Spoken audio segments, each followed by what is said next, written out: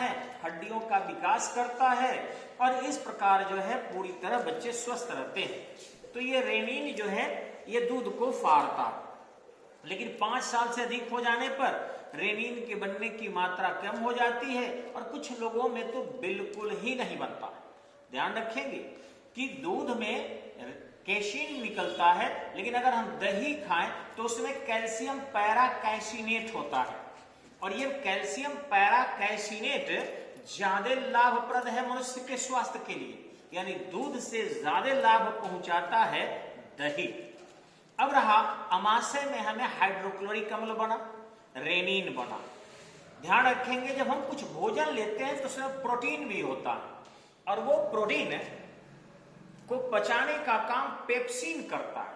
Pepsin नामक enzyme भोजन को पेप्टोन में बदल देता है और इस प्रकार जो प्रोटीन है वो सॉफ्ट प्रोटीन में बदल जाता है।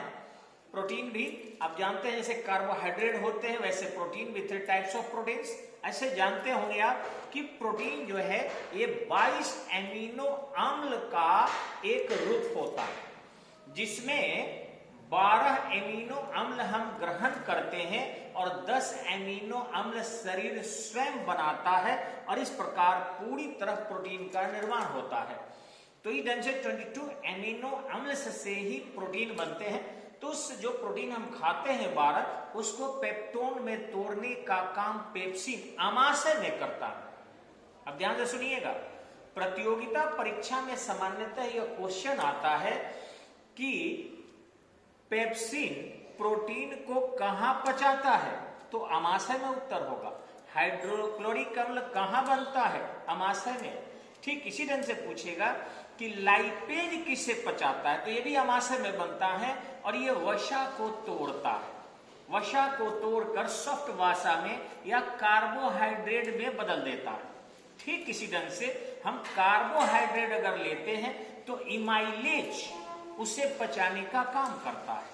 तो हमारे अमाशय में देखिए कितना बना, हाइड्रोक्लोरिक अम्ल बना जिसको हम लोग गैस्ट्रिक जूस कहते हैं, पेप्सिन बना जो प्रोटीन को पचाता है, रेनिन बना जो दूध को पचाता है, लाइपेज बना जो आपके वसा को पचाता है, इमाइलेज बना जो कार्बोहाइड्रेट को पचाता है। कार्बोहाइड्रेट को श्वेत सार भी कहा जाता है। तो इस ढंग से ये इमाइलेज पचाने का काम करता है। अब भोजन अमाशय में हमारा लगभग 4 घंटा रहता है। इसके बाद भोजन यहां से निकलकर डिओडेनम में चला जाता है और डिओडेनम जिसको हम पकवासे कहते हैं, यू आकार की एक संरचना होती है और वहां से फिर भोजन धीरे से निकलकर पैंक्रियाज में चला जाता है। पैंक्रियाज को हम लोग आग्नाशय कहते हैं। यहां ध्यान देने की बात है कि पैंक्रियाज में जब भोजन पहुंचता है तो वहां से लेंगरहैंस की एक दीपिका होती है, बहुत महत्वपूर्ण पॉइंट है ये। उसी लेंगरहैंस की दीपिका से आपके इंसुलिन का स्रावन होता है। अब ये इंसुलिन जो है आपको, ये आपके भोजन में ग्लूकोज की मात्रा ज्यादा है कि कम है देखता है और यदि शरीर में ग्लूकोज की मात्रा मीन्स चीनी की मात्रा बढ़ गई है तो इंसुलिन बहुत बढ़ जाता है और इस प्रकार ग्लूकोज की मात्रा को नियंत्रित करता है। लेकिन जिस व्यक्ति में इंसुलिन का बनना निरंतर या सिस्टमेटिक नहीं रहता है उन्हीं को डायबिटीज हो जाता है, जिसको हम मधुमेह रोग कहते हैं। वो कभी इंसुलिन ज्यादा स्रावित कर देगा, कभी इंसुलिन नहीं स्रावित करेगा। अगर नहीं किया तो शुगर की मात्रा बढ़ गई और ज्यादा कर दिया तो शुगर की मात्रा कम हो गई और ऐसी स्थिति में व्यक्ति रोगग्रस्त हो जाता है, उन्हें चक्कर आने लगते हैं वगैरह वगैरह। तो ये रहा आपका पैंक्रियाज। अब पैंक्रियाज में जो अनपचा प्रोटीन पहुंचता है, ये प्रोटीन को पचाने का काम ट्रिप्सिन करता है। ध्यान रखिएगा, अमाशय में जो प्रोटीन है उसे पचाने का काम पेप्सिन किया। ठीक इसी ढंग से जो पैंक्रियाज में अनपचा प्रोटीन पहुंचा उसे पचाने का काम ट्रिप्सिन किया और इस ढंग से इंसुलिन का स्रावन भी हुआ।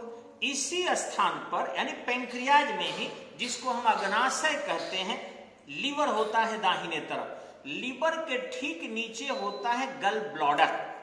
गल ब्लॉडर जिसे हम पित्ताशय कहते हैं, और उस गल ब्लैडर में होता है बाइल, बाइल जिसे हम पित्त कहते हैं। यह हरापन लिए हुए पीलापन लिए हुए हरा द्रव होता है और इसका पीएच मान 7.4 होते हैं, यानी यह बेसिक होता है, यानी क्षारीय होता है।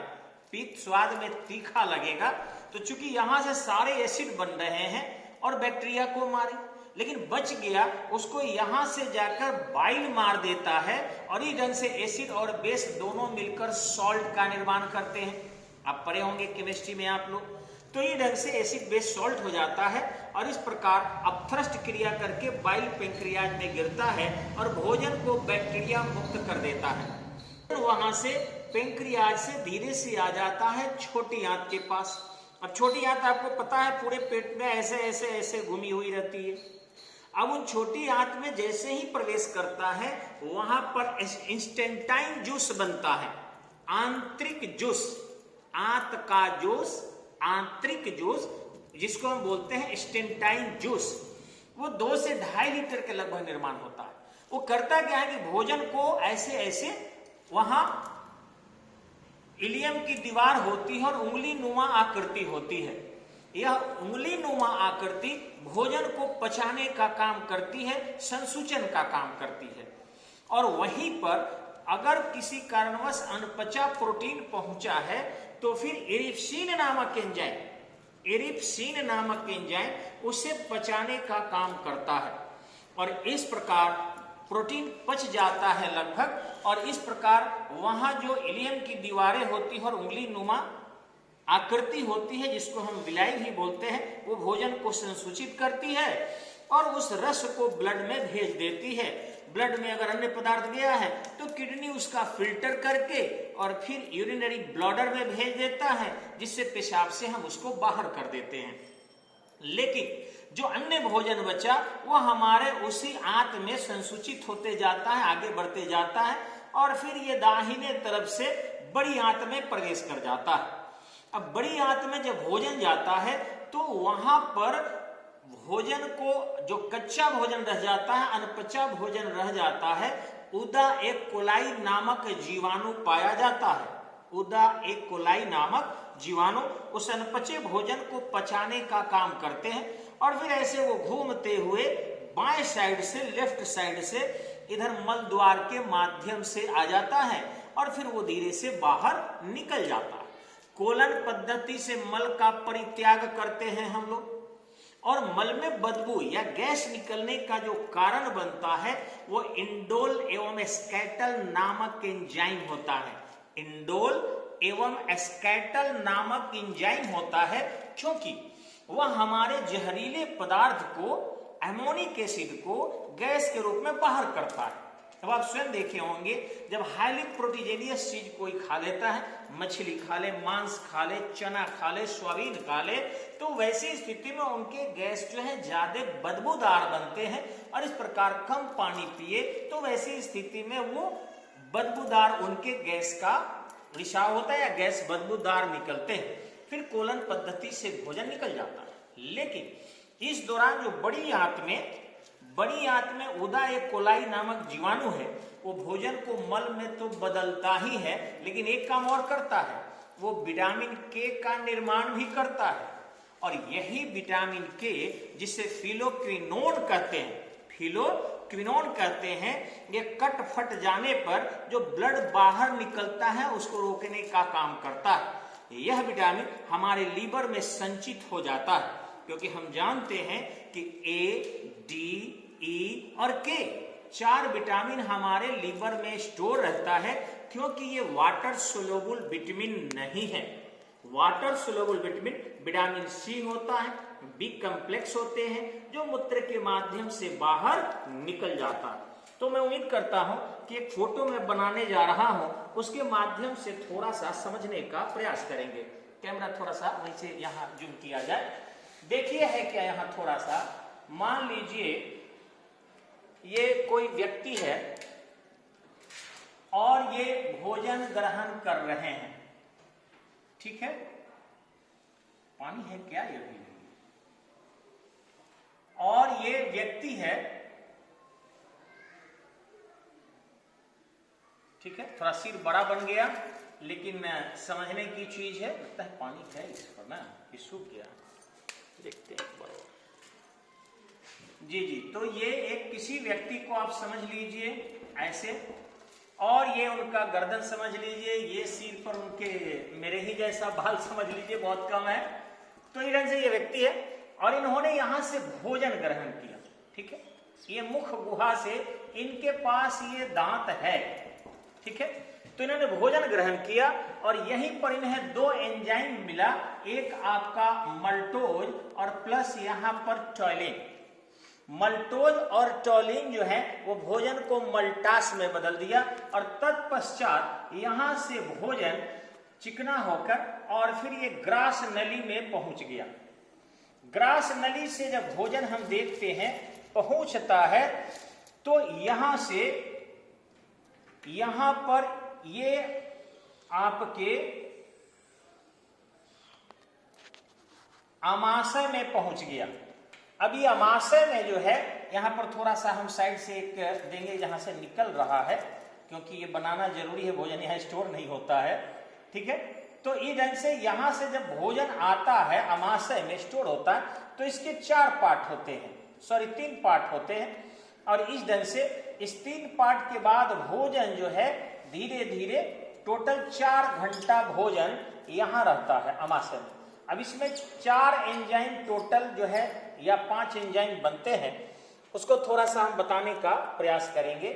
सबसे पहले इसमें हाइड्रोक्लोरिक अम्ल बनता है, हाइड्रोक्लोरिक के बाद इसमें रेनिन बनता है, रेनिन के बाद आपको देखे होंगे कि पेप्सिन बनता है, कोई स्केच नहीं है, सब सूख गया है, पेप्सिन बनता है।